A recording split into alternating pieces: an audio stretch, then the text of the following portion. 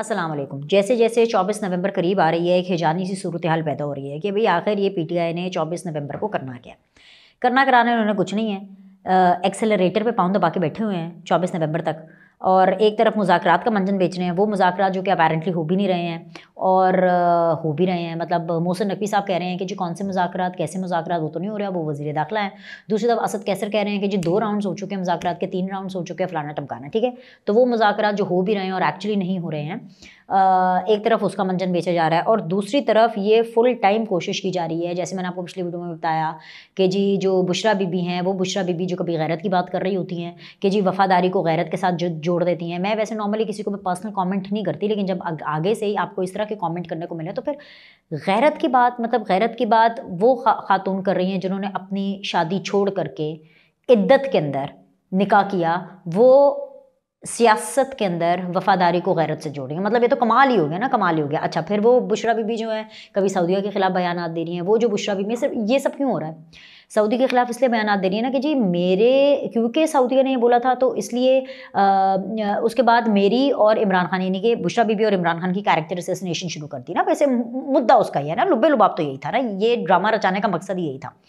अब सीन ये है कि जो इनकी अपनी खुद की कैरेक्टर असैसिनेशन की रीज़न बता करके ये जो पीटीआई के सपोर्टर्स को उकसाना चाह रही हैं, उनके अंदर एक आग पैदा करना चाह रही हैं ताकि वो लावा बनकर फूटे किस दिन, 24 नवंबर वाले दिन, ताकि ऐसी की तैसी हो जाए। खुद अपने बच्चों को कुछ नहीं कहना, कासिम सुलेमान टेरियन को कुछ नहीं कहना, वो सब आराम से शांति से सुकून से वहाँ बैठे होंगे। इमरान खान भी वीआईपी जेल में बैठे होंगे, ट्रेडमिल कर रहे होंगे, डंबल्स कर रहे होंगे, नट्स खा रहे होंगे, पीटीवी लगा के देख रहे होंगे, हमें गालियां दे रहे होंगे, जब मुझे देखते होंगे तो कोसते होंगे कि अच्छा आप इसी ये 8 बजे पीटीवी पे आ गए, इसको देख रहे होंगे।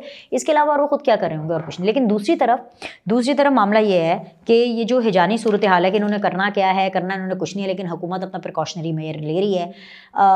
पीटीआई का ये मानना है कि हुकूमत जो है वो इनके लिए मिर्चों वाला पानी तैयार कर रही है। अच्छा, पता नहीं मिर्चों वाला पानी है कि क्या है। दूसरी तरफ से जो हमें खबरें मिल रही हैं ना इनकी 24 नवंबर की सो कॉल्ड तैयारी के हवाले से, एक तरफ तो पूरी कोशिश की जा रही है कि मुज़ाकरात के ज़रिए, सो कॉल्ड या ब्लैकमेलिंग के ज़रिए आखिरी मोमेंट तक जितना हम इस 24 नवंबर की मोमेंटम से पीटीआई एक्सट्रैक्ट कर ले ना, जितना निचोड़ ले उतना निचोड़ने की कोशिश की जा रही है। इनके मकासद हासिल हो गए, जो भी चीता इनके मकासद हैं, अगर इनके मकासद हासिल हो गए, इनको भी थोड़ी सी ज़रा लिफ्ट मिल गई हुकूमत से, या इस पूरे सेटअप के अंदर अगर इनको थोड़ी सी अगर लिफ्ट मिल गई, तो जी ये लास्ट मोमेंट के ऊपर अपनी 24 नवंबर की कॉल को कैंसिल कर देंगे। और अगर कॉल फिर फॉर एग्जांपल अगर दे भी दी तो केपी तक रहेगी, क्योंकि द पॉइंट है इसके इस्लामाबाद में, विफाक में, रावलपिंडी में इनको तो आने की इजाज़त ही नहीं होगी। और इसलिए भी नहीं होगी क्योंकि इस्लामाबाद हाई कोर्ट ने पीटीआई को एहतजाज से रोक दिया है। अब की सबसे बड़ी खबर ये है, इंतज़ामिया को एहतजाज रोकने के लिए इंतजाम करने का हुक्म दिया है। ये सब कुछ क्यों है? क्योंकि कुछ ताजिर गए थे इस्लामाबाद हाई कोर्ट, भाई जाहिर सी बात है वो परेशान होते हैं कि आए रोज़ इन्होंने वीकली, इन्होंने तो तमाशा बनाया है ना। वेले लोग हैं ना, empty mind is a devils workshop. जो वेले लोग होते हैं ना वो कहते हैं कि जी आओ जी पार्टी करें। अब पार्टी क्या कर रही हैं जी, आओ जी यहाँ चले जाते हैं, 2-4 घंटे यहाँ बैठ जाते हैं, 2-4 घंटे वहाँ बैठ जाते हैं। पीटीआई ने क्योंकि वेली है, काम तो कोई है नहीं, तो उन्होंने अब ये करना शुरू कर दिया है कि वीकली एहतजाज होंगे। और जी क्या कहते हैं कि इनके ना सिर्फ वीकली, कभी कभी फोर्टनाइट एहतजाज कर लेंगे, बहुत हुआ तो जी महीने बाद एहतजाज कर लेंगे। फाइनल कॉल इनकी हो जानी है ठुस कॉल, और हो गई है ठुस, क्योंकि जस्टिस आमिर फारूक साहब का ऑर्डर आ चुका है। वजीर दाखिला पुरअमन एहतजाज के लिए तहरीक, ये ऑर्डर मैं आपको पढ़ के सुना रही हूँ। वजीर दाखिला पुरअमन एहतजाज के लिए तहरीक इंसाफ से मुज़ाकरात करें, मुज़ाकरात कामयाब ना हों तो कानून के मुताबिक अमन व अमान यकीनी बनाएं। पीटीआई बगैर इजाज़त एहतजाज नहीं कर सकती, कानून के मुताबिक एहतजाज से 7 रोज़ पहले दरख्वास्त देनी होती है।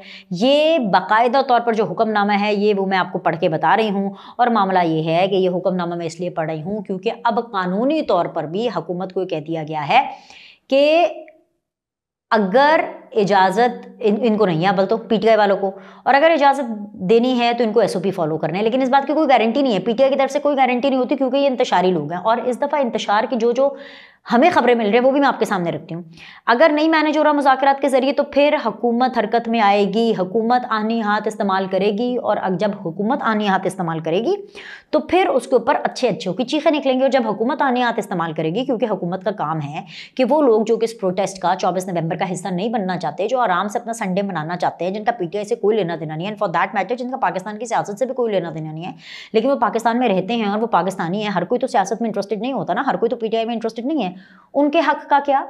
उनकी आज़ादी का क्या? तो उनकी वजह से जो है ये पीटीआई की वजह से ये लोग क्यों भुगते। दूसरी तरफ जो हिजानी सूरत हाल है वो ये है कि पारा चनार से पेशावर जाते हुए एक बस, उसके ऊपर हमला होता है, दहशतगर्द उस पर हमला करते हैं और 38 लोग, इस टाइम पर जब मैं ये वीडियो रिकॉर्ड कर रही हूँ 38 से क्रॉस कर गया ये फिगर, लेकिन लेट्स बी वेरी सेफ, और ये मैं बड़ा सेफ प्ले करते हुए आपको 38 का 38 का फिगर बता रही हूँ। उसके ना बच्चे भी शामिल हैं, तो उसके ना खवातीन भी शामिल है। 38 लोग कहाँ से? पारा चनार से पेशावर जाते हुए उनके ऊपर दहशतगर्दों का अटैक होता है और ये जामे शहादत नोश फरमा जाते हैं। ये हमारे लोग हैं, ये हम पाकिस्तानियों के लोग हैं, और पाकिस्तानी तो है ही हैं, ये खैबर पख्तूनख्वा के भी अपने लोग हैं जिनको अपने लॉस से फ़र्क नहीं पड़ा। इनके अपने लोग खैबर पख्तूनख्वा के अंदर पारा चनार से पेशावर जाते हुए इनके ऊपर अटैक होता है। ये अपने लोगों के लिए एक डार्क डे, एक मॉर्निंग कॉल नहीं कर रहे हैं, एक अफसोस का इजहार नहीं कर रहे हैं। ऐसे मौके के ऊपर ये जिंदा कौमों की बात करते हैं। ऐसे मौके के ऊपर जो जिंदा कौमें हैं ना, वो ब्लैक डे के तौर पर इसको मनाती हैं। ऐसे मौके के ऊपर जो जिंदा कौमें हैं वो रोती हैं, वो सोग मनाती हैं कि भाई ये सोग का टाइम है कि 38 लोग जो हैं वो मर चुके हैं, जामे शहादत नोश फरमा। This is not a natural death, this is not at all a natural death. और एट द सेम टाइम ऐसे टाइम पर जब मायूसी फैलाने और डिफॉल्ट की बातें करने वाले आज कहाँ हैं, क्या उन्हें जवाबदेह नहीं ठहराना चाहिए? आर्मी चीफ का बिजनेस कम्युनिटी से खिताब हुआ है। इमरान खान सलामती काउंसिल में गजा बंदी को चौथी बार वीटो करने वाले अमेरिका से उम्मीदें लगाए बैठे हैं। सियासत में मजहबी टच देने वाले इमरान खान बताएंगे कि क्या मजहबी एतबार से किसी ऐसे मुल्क से अपनी रिहाई की मदद मांगी जा सकती है जो कि मुसलमान बहन भाइयों पर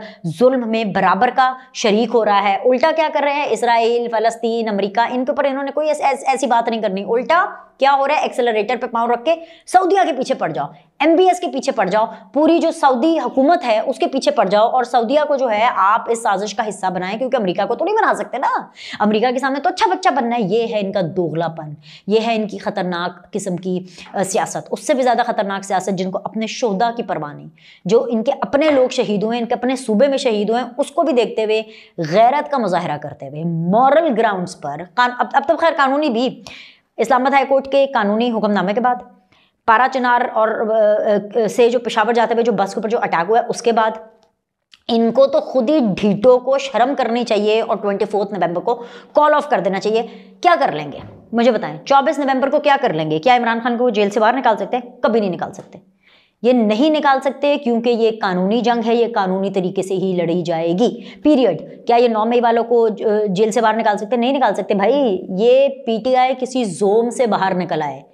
इमरान खान और इन सारे पीटीआई वालों के खिलाफ जो 9 मई में मुलव्वस है, जो रियासत के खिलाफ करते रहे, इनके खिलाफ मिलिट्री ट्रायल होने जा रहा है, इनको फौज के हवाले करने जा रहे हैं। ये अगर किसी जोम में है ना कि हम ये कर देंगे तो जी यूं अडगाला के दरवाजे खुल जाएंगे और इमरान खान जेल से बाहर आएगा, नेवर इन देयर ड्रीम्स। मैं सिर्फ ये कहूंगी कि ख्वाब देखने पर कोई पाबंदी नहीं है, आप देखें ख्वाब। और ढीठों को तो बिल्कुल कोई पाबंदी नहीं है। अगर आप ढीठ हो, आप बेज़मीर हो, आपके एहसासात मर जाएं, आपको इससे कोई फ़र्क ना पड़े कि आपके सूबे के अंदर अमन अमान क्या हो रही है, आपको इससे कोई फ़र्क ना पड़े कि आप क्योंकि तालिबान खान हैं, आपको क्योंकि तालिबान खान के नाम से जाना जाता था, आप दहशतगर्दों के खिलाफ आवाज़ नहीं उठाएंगे, और आपके हिस्से का काम, हुकूमतों का काम भी फ़ौज को अगर करना पड़ेगा तो भाई इनको तो वैसे ही जो है बेशर्मी का टाइटल मिल जाना चाहिए। बेशर्मी की और इंतहा देखिए, ये जो खैबर पख्तूनख्वा के सूबाई वजीर हैं मीना खान, वो बता रहे हैं कि जी हम रेस्क्यू 1122 की गाड़ियाँ, रेस्क्यू 1122 की गाड़ियाँ मेरी हैं या आपकी हैं? किसी की पर्सनल प्रॉपर्टी है? केपीके हुकूमत की प्रॉपर्टी है, हुकूमत केपीके की, यानी हुकूमत ही कहते हैं 1122 की गाड़ियाँ हम तो साथ लेकर आएंगे चढ़ाई करने के लिए। क्यों साथ लेकर आएंगे भाई? मामे आपके जेब का पैसा है, आपने वो खुद पैसा कमाया है, वो हुकूमत का पैसा है, आवाम के टैक्स पेयर का पैसा है, जो कि आप सूबा जो है वो दूसरे सूबे पर या विफाक पर चढ़ाई करने के लिए इस्तेमाल कर रहे हैं। Shame on you people, shame on you people. ये है आपका विजन, ये है आपकी सोच, ये है आपकी प्लानिंग। उसके बाद जी आ जाए, एक यूथ विंग है जो बनाया गया है, यूथ विंग का नाम है जी जिहादी विंग। ये एक इन्होंने जिहादी विंग बनाया, उसका नाम ही जिहादी विंग है, ठीक है। वो जो जिहादी विंग है ना, ये जो अली अमीन गंडापुर की जो गाड़ी है ना, ये जिहादी स्क्वाड जो है, यूथ विंग का जिहादी स्क्वाड, ये अली अमीन गंडापुर की गाड़ी के आगे आगे पहले ये जिहादी स्क्वाड चलेगा। उस जिहादी स्क्वाड के पास क्या है? जदीद किस्म का असला, लेस हुआ है ये पूरा असला। अली अमीन गंडापुर ने 2-2 लाख रुपए अपने जो MPAs हैं, अपने जो कारकुनान हैं उनमें बांटे हैं कि ये पकड़ो। हर एक को उन्होंने 2-2 लाख रुपया दिया कि पकड़ो, हथियार पकड़ो, पत्थर पकड़ो, डंडे पकड़ो, बंदूकें पकड़ो और जी इस जहादी स्क्वाड का हिस्सा बनो। और मेरी गाड़ी के आगे यानी मेरे स्क्वाड के आगे आगे ये जहादी स्क्वाड चलेगा। तो मुझे बताएं, क्या ये पुरअमन एहतजाज करने के लिए आ रहे हैं? क्या ये इनकी हरकतें ऐसी हैं कि जिससे इनको एक बाइज्जत तरीके से प्रोटेस्ट करने दिया जाए? अच्छा, मुझे तो खैर समझ नहीं आती कि प्रोटेस्ट करना किस चीज़ पर है। मतलब I need to go back to my basics कि किस चीज़ पर प्रोटेस्ट करना है। 9 मई को क्या ये झंडे गाड़ रहे थे?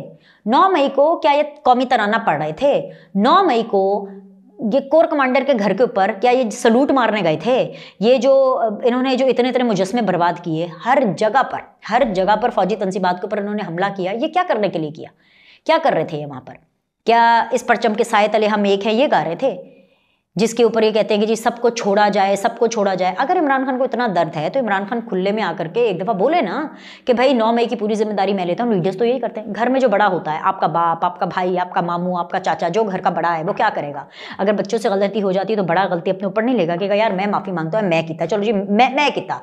खानदानी लोगों में क्या होता है, घर में लड़ाइयाँ होती हैं, जो घर के बुजुर्ग होते हैं वो आते हैं, वो कहते हैं जी छोड़ दें जी, हमारे कहने के ऊपर हम माफ़ी मांगते हैं। ये अजीब हमने बुड्ढा देखा है जिसका एक तो यूथ ख़त्म नहीं हो रहा, ऊपर से जी कौम के बच्चों को बरगला कर 9 मई कराकर जेलों में बिठाया हुआ है और ख़ुद बल्ली भी नहीं ले रहा। ऊपर से एटीट्यूड क्या है कि जी माफ़ी तो मैं अपने बाप से ना मांगूँ। तो ये तो भाई बड़ी शर्मिंदगी की बात है। मुझे तो बड़ा अफसोस होता है आपके वालिद साहब के ऊपर कि उन्होंने ऐसी औलाद पैदा की है जो अपने बाप से भी माफ़ी ना मांगे। मैं अगर गलती करूँगी, मैं तो अल्लाह ताला मेरे बाप को जन्नत नसीब करे, उनका जन्नतुल फिरदौस में एक बहुत अच्छा और बहुत आला मुकाम उनको अल्लाह ताला अता फरमाए। आमीन सुम आमीन। मुझसे अगर कोई गलती होगी, वो गलती नहीं भी होगी तो फिर भी मेरा बाप अगर मुझे कहेगा माफ़ी मांगो, मैं तो 10 दफ़ा माफ़ी मांगूंगी, मैं तो ऐसी बातें नहीं करूंगी। सो ये जो तमाम तर सूरत हाल हो रही है भाई, इसका सिंपल एक ही जवाब है, 24 नवंबर तो गयो, वो तो नहीं होना। और इनके PTI के जो शरपसंद मकासद हैं वो भी इनको हासिल नहीं होना। लाइक करें, सब्सक्राइब करें। इससे अगली वीडियो में आपसे मुलाकात करें।